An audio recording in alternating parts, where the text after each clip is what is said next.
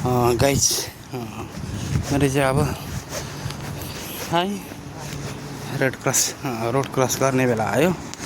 यहाँ चाहिँ नचिनेकोलाई नि हाई भन्नुपर्ने रहेछ क्या। अनि त्यो चाहिँ राम्रो क्या, हाई भन्ने क्या। अब यो रोड क्रस गर्ने अस्ति यहाँ यस्तो हुने रहेछ गाइज। अनि यो पुस बटन थिच्नु पर्ने रहेछ क्या यसरी। अनि गाडीहरू यहाँ त कति छिटो गाडी आउने क्या। अस्ति झन्डै मान्छेहरू आएर यसरी बजिसकेपछि क्रस गर्नुपर्ने रहेछ। यसरी गाडी रोक्छ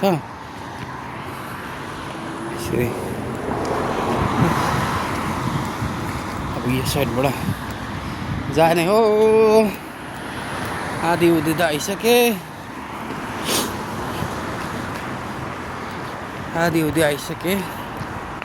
तपाईँ पुग्छु। आउँदा हिँड्दै आऊँ कि क्याबमा आऊँ? ओभरमा कति 5 रुपियाँ जान्छ। हिँड्नै सक्दिनँ क्या, अरू भन्दा पनि पेट लागेर। गाइज अब तपाईँहरूलाई म हाम्रो स्टप लाइन देखाउँछु ल। हाम्रो यो पिटरब्रो एरियाको स्टप लाइन क्षेत्र चाहिँ हो। यहाँ चाहिँ काम पाउनु एजेन्सी हो क्या यो चाहिँ। यही हो एजेन्सी, स्टप लाइन भनेको। यहाँ चाहिँ काम खोज्न आउनुपर्छ। यो एजेन्सीले चाहिँ काम दिन्छ।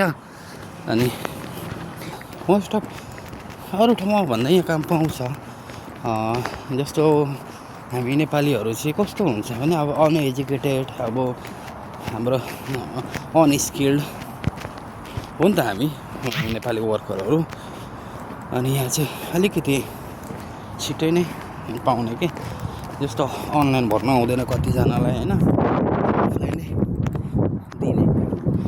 आज फर्म पऱ्यो भोलि नै इन्डक्सनमा बोलाइहाल्छ अनि काम दिइहाल्छ क्या। अनि यहाँ हेर्नुहोस् गाइस, यही हो। अनि काम दिन्छ। यहाँ चाहिँ इन्डस्ट्रियल एरिया थुप्रै छ क्या, एजेन्सी पनि थुप्रै छ। युकेको अरू ठाउँमा काम पाउँदैन भन्छ, तर यहाँ चाहिँ पाउने क्या। गर्नु चाहिँ सक्नु पऱ्यो, पाउँछ। स्टुडेन्टलाई चाहिँ अलिक गाह्रो हुँदो रहेछ। यहाँ एजेन्सीबाट चाहिँ अलिक दिनु त दिन्छ, तर अलिक हेजिटेट